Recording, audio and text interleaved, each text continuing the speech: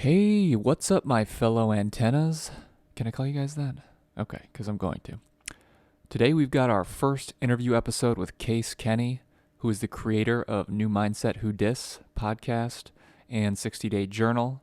We get into a lot of things. We talk about being woke when you're navigating social media, the things that give Case the warm and fuzzies, comparison syndrome and its negative effect on millennials and Gen Z, and thinking about how we move forward into the future. If you're enjoying Antenna Method, the podcast, please subscribe. Follow me at Antenna Method on Facebook, Instagram, and TikTok. And to feel better, head to antennamethod.com to start a 14-day channel clear, a mind, body, spirit reboot, which is Antenna Method in 20 minutes a day. All right, guys, enjoy.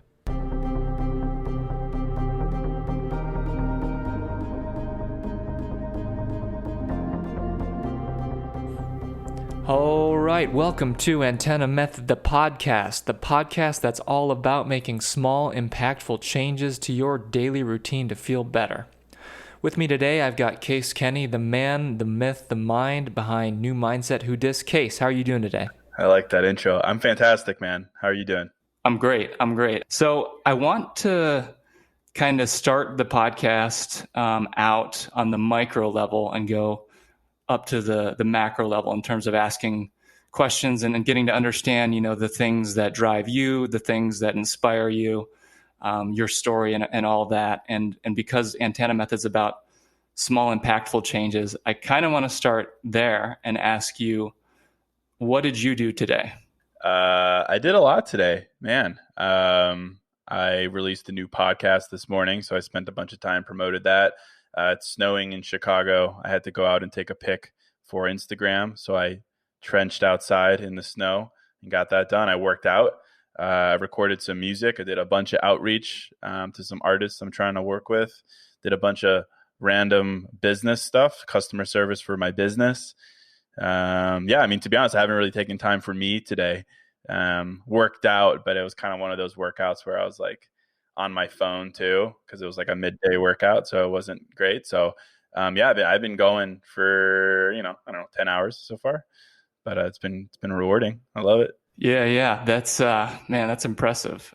So what I want to get to in understanding how you choose to go about your day, and it sounds like you spend a lot of your day just giving energy, helping other people through the podcast, through your Instagram feed. And is there any like approach you take when you're thinking of what do I want to do tomorrow? Like, what do I want to accomplish? Like, who am I trying to reach? That kind of thing. Yeah, I mean, I have a schedule as far as what I need to output, but like always in the back of my mind is like my larger mission, which is I need to amplify my message. I want more people to hear my message, and I and that goes alongside of business objectives as well. I need more people to understand what I have to offer so they can buy what I have to sell and things like that. But yeah, I mean, it's always in the realm of how can I amplify my message by way of amplifying what I'm good at. So how can I create around what I'm good at? And then more importantly, how can I create an emotional connection with people who are receptive to that? And that's my whole thing. Like I've gotten pretty good at it, understanding what are universal things that like pull at people. And then how can I use what I think are my talents to create something around that to empower people? And then how can I get as many people as possible to hear it, watch it, touch it, like it, comment it, so on and so forth. So, there's so many things that go into that. I mean, I say yes to every interview. Anyone who asks me, I don't care if you have 2 listeners, I'll say it. I'll say yes. Another thing I did today, I did an interview actually with ABC, ABC 13 in Toledo, Ohio, a feature on me for Valentine's Day talking about single people. So I say yes to that. Anything I could do to have my voice be heard in an impactful way, I'm game to do it. So it's half like sharing what I've created and then half sitting down and thinking about how I can create something that leverages my talent and that also pulls kind of an emotional trigger with people. Yeah, that's awesome. And you really took kind of a staircase up. You went from ABC News and now you're on Antenna Method, the podcast. It's just, you're on the rocket ship going up today, my friend. Let's go. Let's go.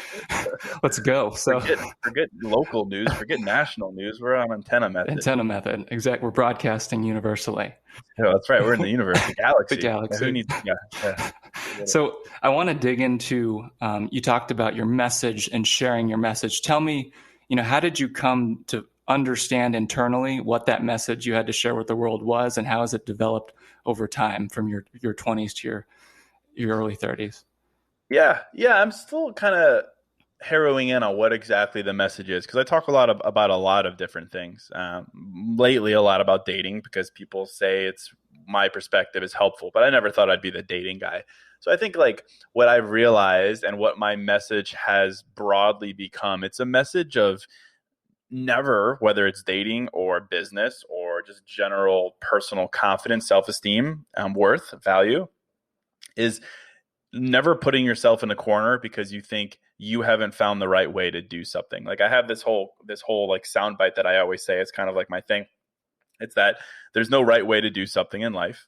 Okay, everyone buys that. There's no right way to do something in life, but there is a wrong way. And the wrong way is to think that there is a right way.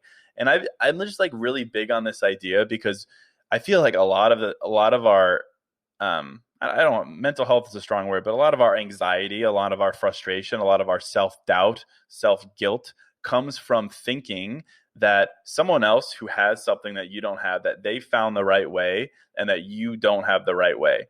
And it goes across dating, it goes business, it goes about self-confidence and everything. It's like there truly is no right way to do anything. There's no right way to be single. There's no right way to be in a relationship. There's no right way to start a business online. There's no right way to have a 9-to-5 career. There's no right way to be confident, extrovert, introvert, so on and so forth.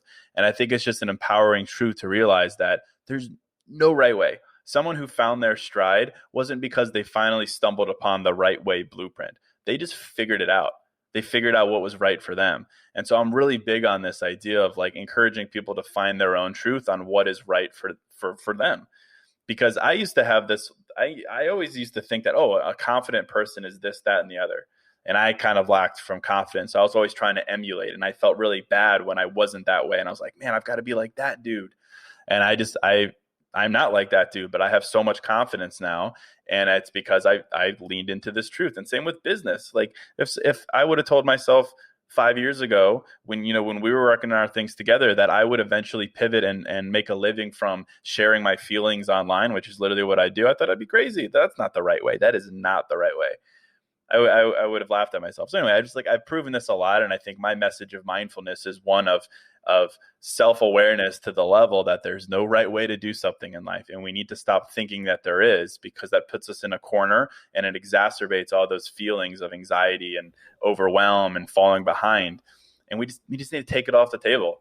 And from there, it's up to you to find your truth and your path. And that's not easy, but I feel like it's like taking the handcuffs off for a little bit, not holding yourself back by thinking, I'm like, all right, I got to get out there. I got to find this blueprint.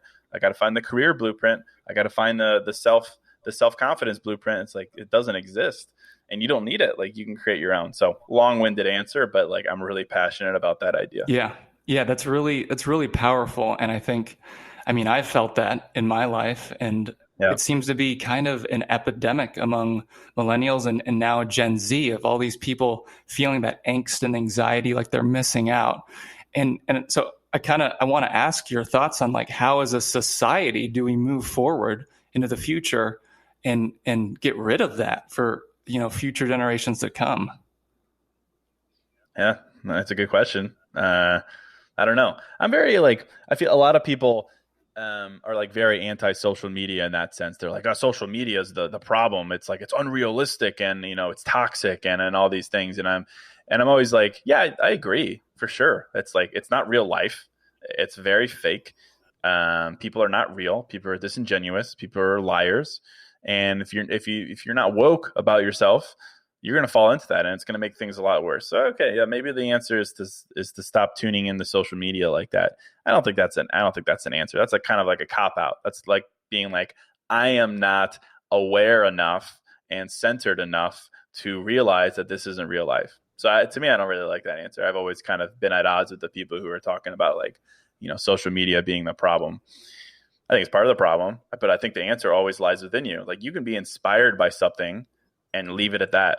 Like you can see the rich kids of Instagram and be inspired by it, but not enable yourself to feel bad because you're not at that level yet. I don't know. I mean, comparison syndrome is bad. Mm. Like that is the root of all problems, I think. So if we could find a way to stop comparing ourselves, we'll be in great position.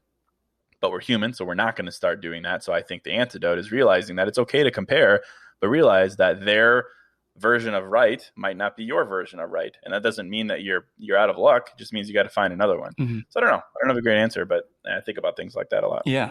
Yeah. I'm kind of on the same level with you in regards to social media not being inherently evil. It's not bad. And I heard this metaphor, or I read it the other day, about how technology is kind of like electricity. You have to tame it and know how to use it. In our homes, we have like outlets and all these ways to control the flow of it so we don't kill ourselves, when we plug in our blender, and it's like, it feels like the last decade we kind of had the electricity just going haywire and we didn't know how to just, make a wiring system in our house and plug it in. And so this kind of goes into the question I'm going to ask you is like, how are you smart about controlling how you like let that energy flow in from social media? Like, how do you do that tactically? Yeah, it's a good question. I don't know. I mean, I think it's a matter of like, you could be very intentional with who you follow. Like, I mean, that's one. Like, you don't have, if someone, like, the answer is gut check. If you follow someone and when you look at their post and it makes you feel bad or self-doubt, just be gone. Just unfollow. Like, that's the easiest answer. And that comes down to self-awareness, and self-awareness is mindfulness, and mindfulness is what makes everything go round. So, I mean, I think it comes down to, why are you allowing someone in your life? It should serve a purpose.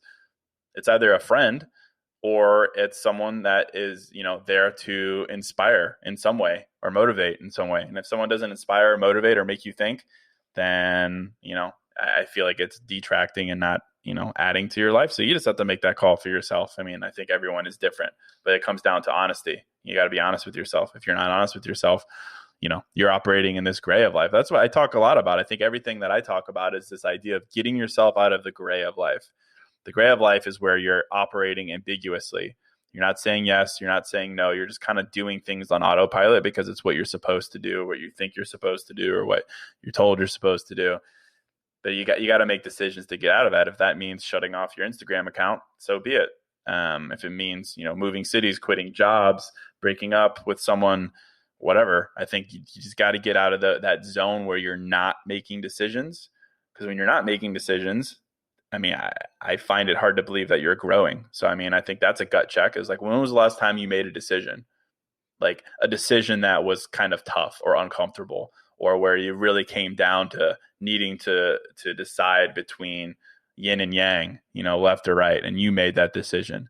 But I think there might be something there where it's like, man, let's get a little weird. Maybe let's get a little freaky. Yeah, there should be something we can change. Yeah, that's another thing I've felt too. It's just like, it's easy to go through life just doing what is projected on you by those around you.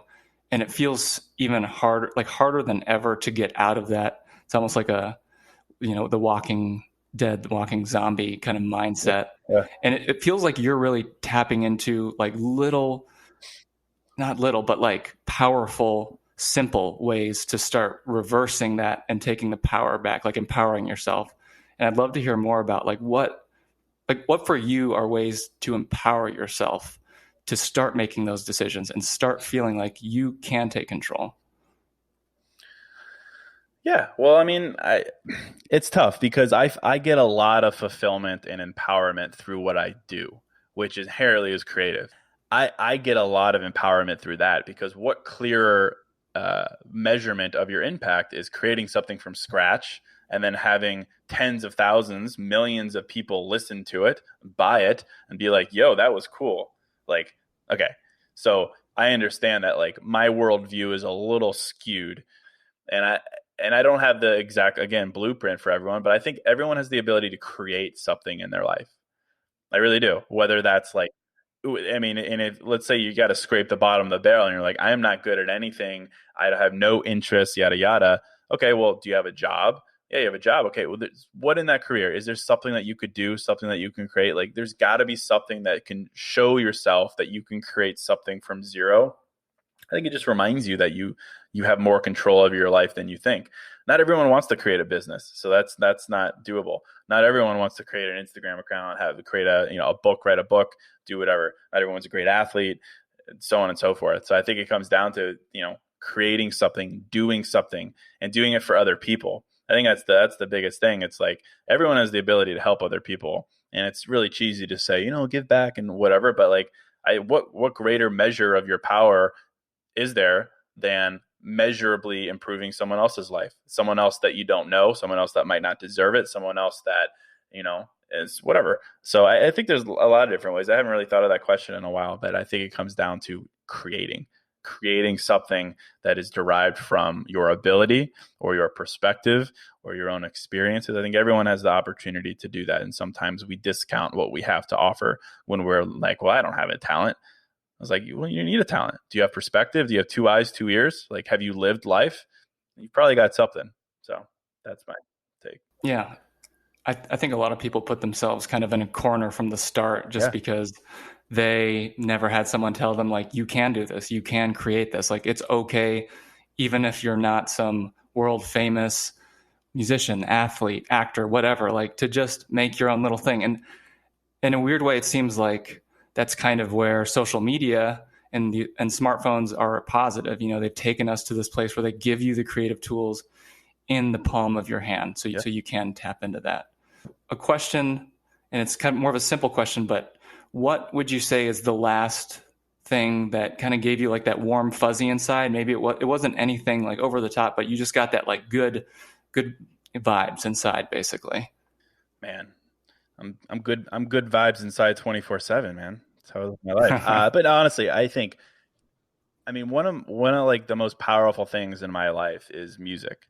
Like it has the power to transform anyone's mood.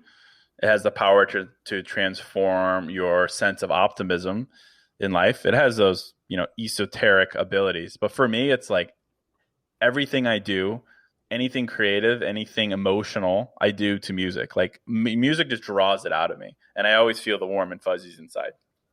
Specifically, I'm talking like house music, EDM music. Like that's kind of my vibe. We're not talking like Dave Matthews here, although love Dave, great guy. So it just gives me the warm and fuzzy. There's something about listening to the right music that just makes me feel really vulnerable, like willing to share, whether that's with someone else or just myself. Like I don't think I've ever written any of my writing not to music. I don't think I have. It is intrinsically wired within me that is like my mechanism for being creative and honest and vulnerable and emotional and all those things. So that would be my simple answer to that: music. Yeah. It's true. And like, it's kind of a random thought just popped into my head. If you want to know the mood of the world right now, just go to the Spotify top 50 playlists. And I feel like you can just sense what's going on across the world. Yeah, that's interesting. Yeah. I don't think I stay away from like the top list. I'm not like too cool for like pop music. Yeah. It's a lot of sad boy rap right now. It's like, but that's the mood of the world, I guess. But it's so that last answer is actually a good segue into maybe talking more about your vision with the meditation mixtapes and just combining. It's a novel concept in terms of you're the person spearheading this idea of taking EDM that people traditionally go out, drink, go clubbing to, but instead giving it the meditation intention and kind of doing those guided meditations over. So tell me about, what your vision is with that and where it's headed. Yeah, it's a combination of one, just being really passionate about music, two, realizing the power of it to make you vulnerable, and three, the endorsement that fun music gives to mindfulness. Like I want to make mindfulness cool. That's all I want to do. I want to make it relatable and cool. And I've like almost made a caricature of myself. I call myself a dude bro guy.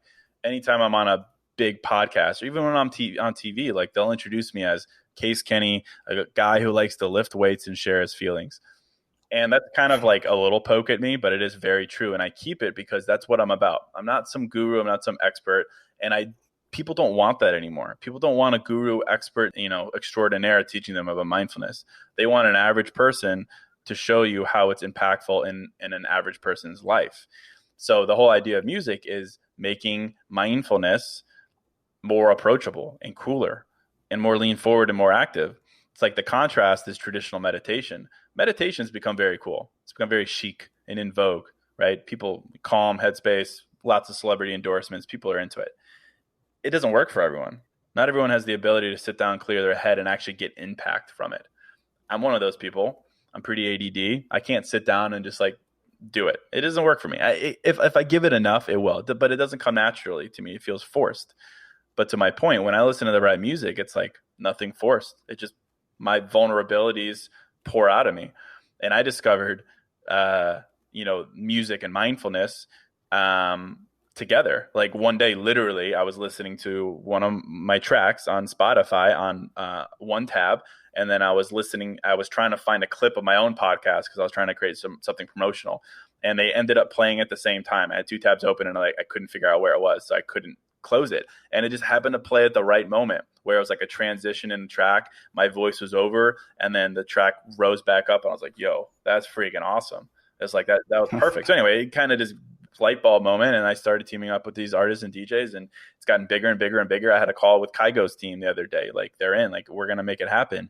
And so it's really cool, this ecosystem of seeing artists wanting to do it for various reasons, but also they're my most popular episodes because people want to feel good about themselves.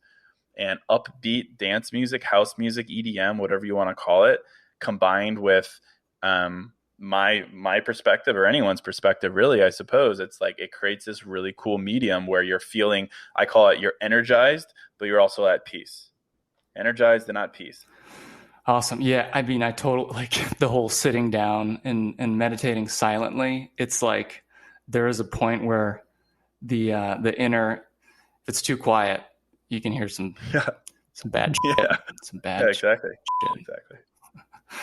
All right. So let's actually, I did also want to throw out there, it popped into my head when you mentioned Dude Bro Guy. My when I was 12, I made my bank account login name online Dude Bro, and it's still that. I love that. Really? Dude, that's epic. It's yeah. It is. Who do you bank with? By the way? Yours. Yeah. I'm it's nothing's. I'm just riding the.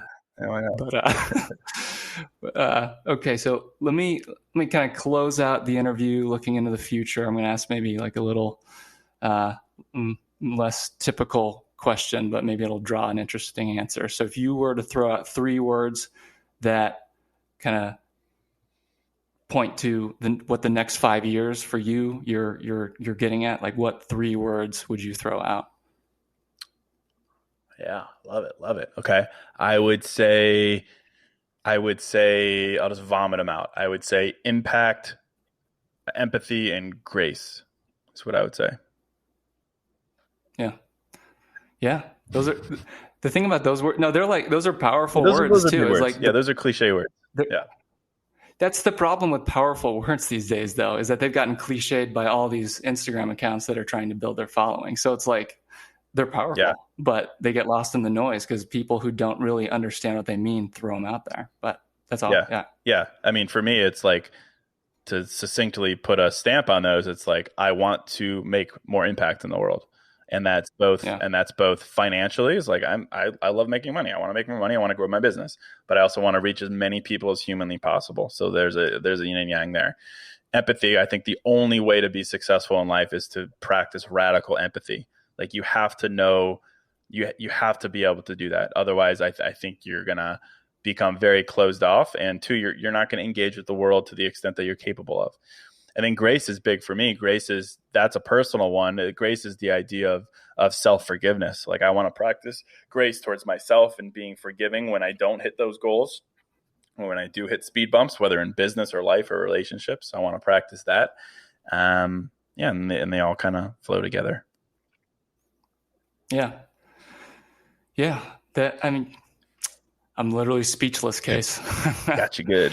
So why don't we wrap up the podcast here? Thanks so much for coming on and doing the interview and sharing your thoughts.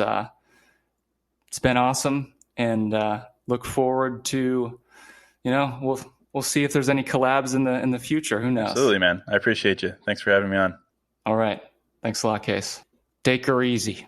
Take her easy. I don't even know. I'm like trying to come up with a tagline to end my podcast, and I just keep word vomiting stuff. And you need one. Like that's the way the cookie crumbles or something. I know. It'll come to me. But it's got to be antenna related, Avi. It does. Something about signals, right. But we'll get there. All right, folks. We're signing out. Thanks a lot. That was good. Yeah, there we go.